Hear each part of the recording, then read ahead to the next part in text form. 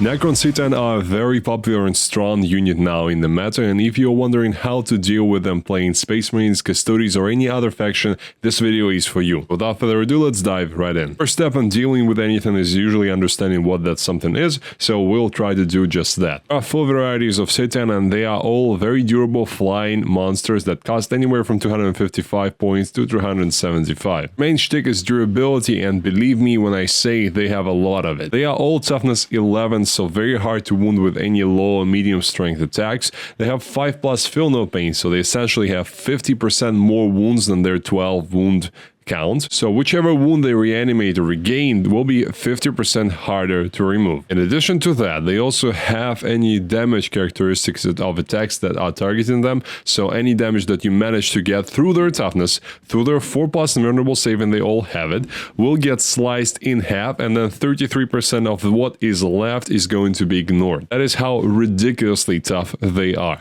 Of course, as Necrons should, they reanimate D3 wounds each round thanks to the reanimation protocols, plus they can be healed D3 by the Technomancer for extra D3 wounds, and as I understand it, there are no limitations to how much they can regain, so they can regain D3 from reanimation and D3 from healing by Technomancer. It's 2 different abilities. Correct me if I'm wrong. Of course, as shards of gods, they ought to be good in combat, and they are. Nightbringer and Void Dragon are the better ones of the 4, and followed by the Transcendent C'Tan and the Deceiver, because those have lower strength and they also don't possess the sweep profile, which is necessary for you not to get bogged down in the cheap, numerous units. Nightbringer also deals D3 mortal wounds within 6 inches of him in the fight phase. Any unit that is within 6 enemy is going to be hit.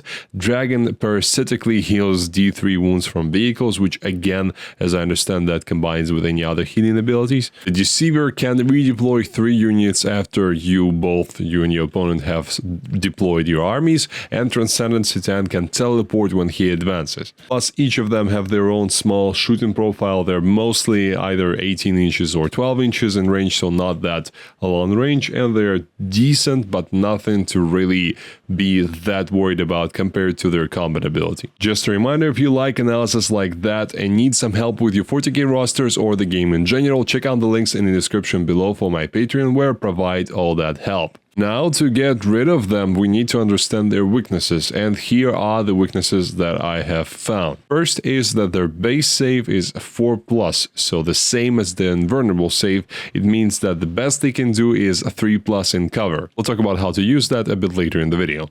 They are monsters, so they cannot bypass walls. It means they have to usually go around the ruin. Even though they can fly, that still does not really change the situation that much, because fly is not as cool of a keyword as it was before. They cannot advance and charge. They also cannot fall back and charge, so if they are in combat, they stay in combat until they kill everything, or they can fall back, but they will be essentially useless this turn. And lack of advance and charge means that their maximum threat range is 6 inches, which is their move and their next weakness, plus whatever you roll on the charge roll. Of course, you can have something like Farron of the Blades from the Silent King aura, which gives them reroll charges, but that is not going to make the situation that much better. Only the Transcendent C'Tan has the teleportation and dip strike abilities naturally.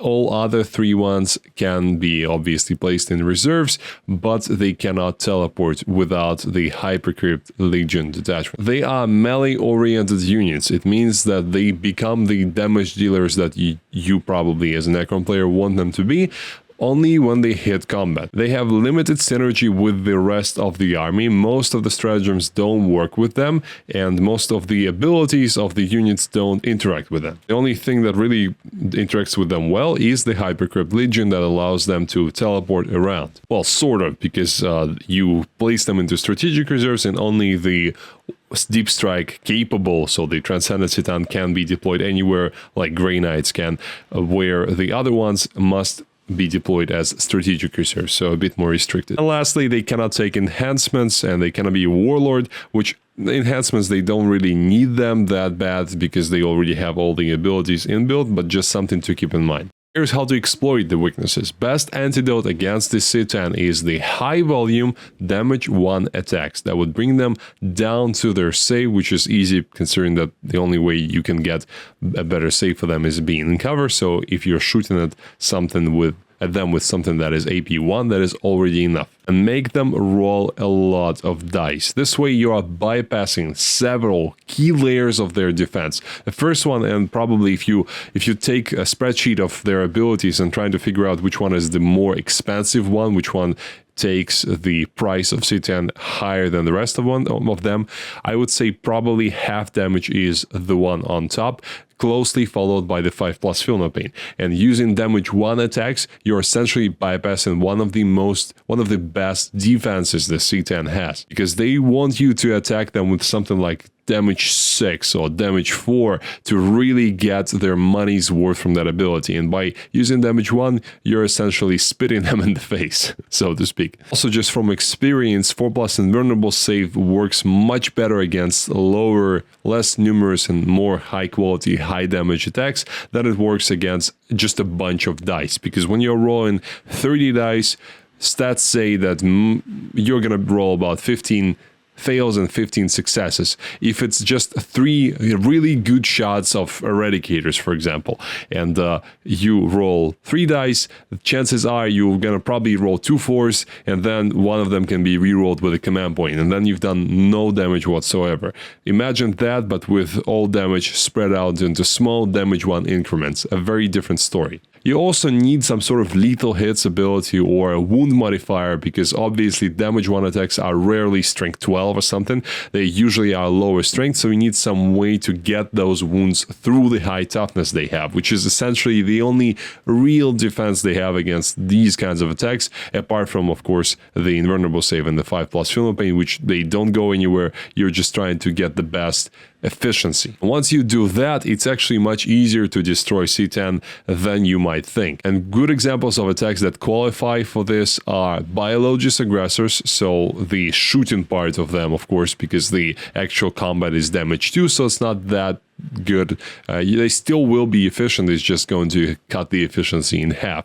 But the shooting part, which is damage 1, that is great, because you're getting the sustained hits 5s for just a bucket of dice, lethal hits 5s to help you wound. You get that small pimp of AP just to get rid of cover, and just a lot of those rolls. Plus you have Twin Linked as well on the gauntlets, so you can reroll those wound rolls, and pretty much that's all you need. Same goes for my favorite Assault Intercessors. They have 40 attacks with AP1 or AP2 if you want, but you don't need that here. And they have full rerolls to wound on an objective, which C'Tan is probably gonna end up on the objective at some point, because the Necron player wants to use all that armor, all that chunk to hold that objective and to keep it safe in most cases. So that's where they probably will be at some point, and that's where you can catch them with your Assault Intercessors. That just throw that bucket of dice at them. You can have +1 to wound from something like Honor the Chapter or any other stratagem that gives a similar ability, and get rid of that monster. Another way, if your army lacks any kind of quality volume like that, by quality volume I mean you're probably not going to go far if you're just trying to shoot 50 or 60 or however many Stormbolter shots at the C'Tan, just because you're going to be hit very hard by the toughness of this thing. You're still going to get some wounds through, but just not as many as you actually need to kill it. So the quality volume is, as I said, something that has those extra modifiers helping you with the toughness. And if you don't have that, your next best choice, which is significantly worse than the quality volume, is the Melta weapons, because Melta weapons will help you somewhat bypass the half damage rule, and they just by nature have quite a lot of damage in any case. And how they do it is just because the Melta rule, which gives you extra amount of damage if you're within half range, it applies after the half damage has happened. So if you've rolled, say, a 3 on the damage, it's going to become a 2, but then you're going to add, say, 2 extra damage if you are within half range, if it's something like a Thermal Spear of a Warglaive. This way you're going to be sort of bypassing part of that ability, which is good. But you're not going to get as much efficiency as with volume. And last advice, which is probably the one that is most important, is keep your distance. Game board is your friend here, because no matter how scary the Nightbringer or Void Dragon can look, they cannot go more than a 6-inch move, and that is very important. Because yes, they can advance in the first turn, okay, but that is still not going to be that far. And in the turn they want to charge, they still can only go 6. So in most cases, if you're playing the game correctly and if your army is not extremely slow, you are going to be usually deciding when you're going to be crashing with the C'Tan. Use that time to soften up the C'Tan and move in for the kill that turn.